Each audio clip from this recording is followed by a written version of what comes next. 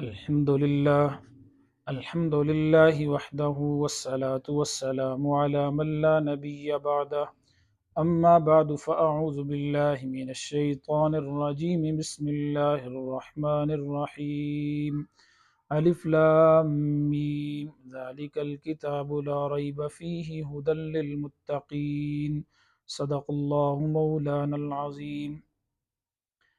جیسا کہ میں نے پہلے عرض کیا تھا کہ ہم سورہ بقرہ سے قرآن کریم کے درس کا آغاز کر رہے ہیں، تو آج کی یہ ویڈیو سورہ بقرہ کی تعارف اور فضائل پر مشتمل ہے۔ سورہ بقرہ اس کی 286 آیات ہیں اور 40 رکوع ہیں۔ اس کے کلمات علماء کرام نے لکھے ہیں 6221 اس کے کلمات ہیں، اور جو اس کے حروف ہیں تو 25,500 سورہ بقرہ کے حروف ہیں۔ سورہ بقرہ مدنی صورت ہے۔ پہلی بات تو یہ سمجھیں کہ مکی صورتیں کن کو کہا جاتا ہے اور مدنی صورتیں کن کو کہا جاتا ہے۔ مکی صورتوں اور مدنی صورتوں کا کیا کنسپٹ ہے، تو دیکھیں مفسرین کی اصطلاح میں جو آیات اور جو صورتیں ہجرت سے پہلے نازل ہوئیں، یعنی آپ صلی اللہ علیہ وسلم نے جو مدینہ منورہ کی طرف ہجرت کی اس سے پہلے جو صورتیں نازل ہوئیں تو وہ مکی کہلاتی ہیں، اور ہجرت کے بعد جو صورتیں نازل ہوئیں تو وہ مدنی کہلاتی ہیں۔ اب ہجرت کے بعد اگرچہ وہ صورتیں مکہ ہی میں کیوں نہ نازل ہوئی ہوں تو پھر بھی ان کو مدنی صورتیں کہا جائے گا۔ تو سورہ بقرہ مدنی صورت ہے، ہجرت کے بعد نازل ہوئی ہے۔ اس کی کچھ آیات اگرچہ ذی الحج کے موقع پر آپ صلی اللہ علیہ وسلم نے حجۃ الوداع جب کیا تو اس موقع پر نازل ہوئیں، لیکن چونکہ وہ ہجرت کے بعد تھا، آپ نے اپنی بالکل آخری ایام میں حج کیا، اور جو اس کی آیت ہے وَاتَّقُوا يَوْمًا تُرْجَعُونَ فِيهِ إِلَى اللَّهِ، کہا جاتا ہے کہ یہ سب سے آخری آیت ہے جو آپ صلی اللہ علیہ وسلم پر حجۃ الوداع کے موقع پر نازل ہوئی، اور اس کی تقریباً 80 یا 90 دن کے بعد آپ صلی اللہ علیہ وسلم کا انتقال ہو گیا۔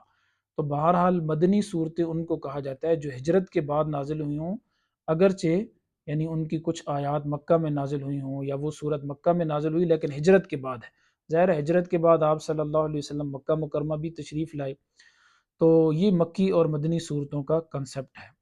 سب سے پہلے لفظ کی طرف ہم آتے ہیں، سورت کا لفظ ہے۔ سورت کے علماء نے بہت سارے معنی لکھے ہیں، لیکن میں ایک آسان معنی ذکر کرتا ہوں کہ سورت کا عربی زبان میں معنی ہوتا ہے کسی چیز کی بلندی، اور کسی چیز کے بلند حصے کو سورت کہا جاتا ہے۔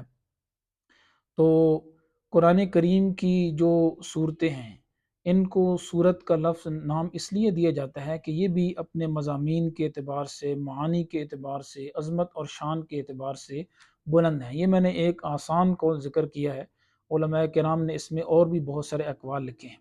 دوسرا لفظ ہے البقرہ۔ بقرہ عربی زبان میں گائے کو کہا جاتا ہے، اور اس کا اطلاق عربی زبان میں گائے اور بھینس دونوں پر ہوتا ہے۔ اس سورت کا نام سورت البقرہ اس لیے ہے کہ آگے جا کر اس میں گائے کا ایک واقعہ آئے گا، اس وجہ سے اس سورت کو سورت البقرہ کہا جاتا ہے۔ تو گویا اس ایک واقعے کی وجہ سے اس کو سورہ بقرہ کہا گیا، اور صحیح حدیث میں بھی سورہ بقرہ کو سورہ بقرہ ہی کے نام کے ساتھ آپ صلی اللہ علیہ وسلم نے ذکر فرمایا ہے۔ بعض روایات میں اگرچہ آتا ہے کہ اس سورت کو سورہ بقرہ کا نام نہ دو، لیکن وہ روایات صحیح درجے کی نہیں ہیں۔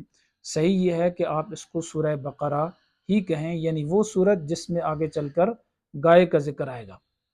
اس کی مثال آسانی کے لیے میں سمجھاتا ہوں، جیسے چائے ہوتی ہے تو چائے تو پتی کو کہا جاتا ہے، اب اس میں دودھ بھی ہوتا ہے، پانی بھی ہوتا ہے، چینی بھی ہوتی ہے، چائے اور پتی بھی ہوتی ہے، لیکن صرف چائے اور پتی کو دیکھتے ہوئے ہم اس مجموعے کا نام کیا رکھ دیتے ہیں؟ چائے رکھ دیتے ہیں۔ تو اگرچہ اس میں اور بہت سارے مضامین بھی مذکور ہیں، ابن العربی فرماتے ہیں کہ سورہ بقرہ میں 1000 اوامر ہیں، 1000 نواہی ہیں، اور اس میں اللہ تبارک و تعالیٰ نے مختلف احکام اور مسائل ذکر کیے ہیں، لیکن چونکہ اس میں گائے کا واقعہ بھی ڈسکس ہوگا، اس لیے اس واقعے کی طرف دیکھتے ہوئے پوری سورت کا نام ہی سورت البقرہ تجویز کیا گیا ہے۔ جہاں تک سورہ بقرہ کے فضائل کی بات ہے تو سورہ بقرہ کے احادیث میں متعدد فضائل وارد ہوئی ہیں۔ ایک حدیث میں آپ صلی اللہ علیہ وسلم نے ارشاد فرمایا، لِكُلِّ شَيْءٍ سِنَامٌ وَسِنَامُ الْقُرْآنِ سورۃ البقرہ، ہر چیز کا ایک بلند ترین حصہ ہوتا ہے، اس کی ایک چوٹی ہوتی ہے۔ فرمایا قرآن کریم کا جو بلند ترین حصہ ہے وہ سورۃ البقرہ ہے۔ تو سورہ بقرہ کو آپ صلی اللہ علیہ وسلم نے قرآن کریم کا بلند ترین حصہ کہا کہ اس میں مختلف احکام ہیں، مضامین ہیں، مسائل ہیں، اور یہ قرآن کریم کی سب سے بڑی صورت ہے، جو مضمون کے اعتبار سے سب سے بڑی صورت ہے۔ اور اس میں ایک آیت ہے جسے آیت الکرسی کہا جاتا ہے، جو عظمت کے اعتبار سے اور فضیلت کے اعتبار سے قرآن کریم کی سب سے بڑی روایت ہے۔ ایک روایت میں آپ صلی اللہ علیہ وسلم نے ارشاد فرمایا، مسلم شریف کی روایت ہے جو حضرت ابو ہریرہ رضی اللہ تعالیٰ عنہ سے منقول ہے، فرمایا لا تجعلوا بیوتکم مقابر، اپنے گھروں کو قبرستان نہ بناؤ کہ جیسے قبرستان میں کوئی تلاوت نہیں ہے، ذکر نہیں ہے، خاموشی اور سناٹا ہوتا ہے، تو تم بھی اپنے گھروں کو فرمایا قبرستان نہ بناؤ، بلکہ فرمایا اس میں سورہ بقرہ پڑھا کرو۔ اور آپ نے ارشاد فرمایا ان الشیطان ینفر من البیت الذی یقرأ فیہ سورۃ البقرہ، شیطان